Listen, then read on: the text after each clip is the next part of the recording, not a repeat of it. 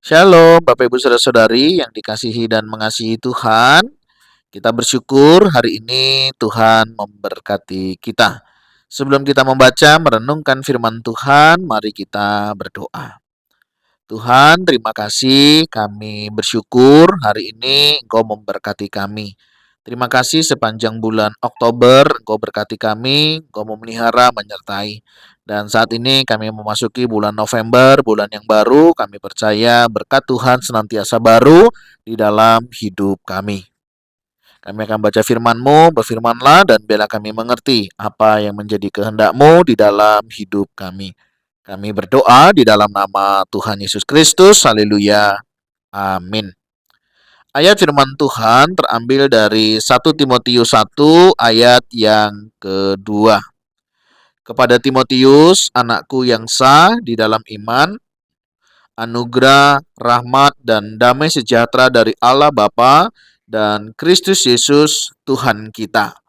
Amin. Demikianlah firman Tuhan. Mari kita merenungkannya.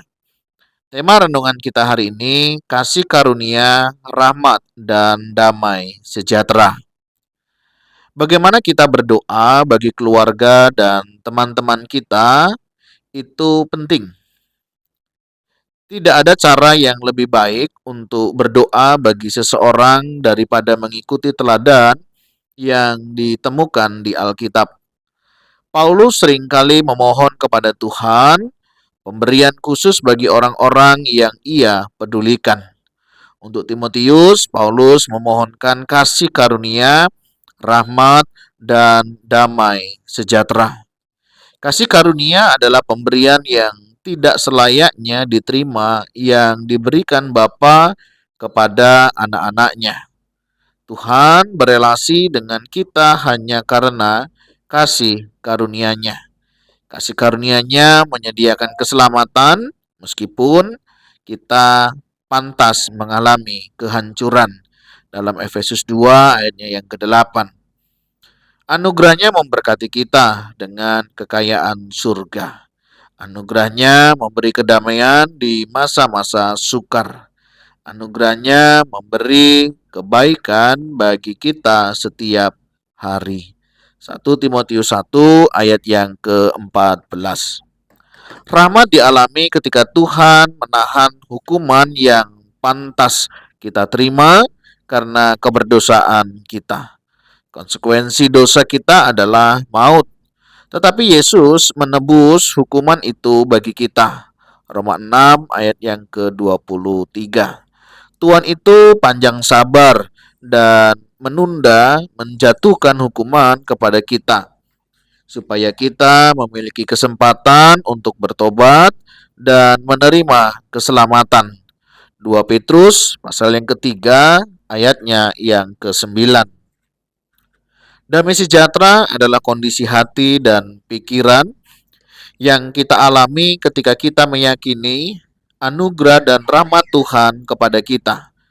Damai sejahtera kita alami karena kita tahu bahwa anugerah Tuhan akan menopang kita, bahkan di tengah krisis yang paling berat.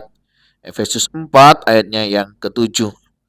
Tuhan meyakinkan kita bahwa bahkan ketika kita sepenuhnya gagal dalam komitmen kita terhadapnya, Dia akan menunjukkan rahmat-Nya atas kita.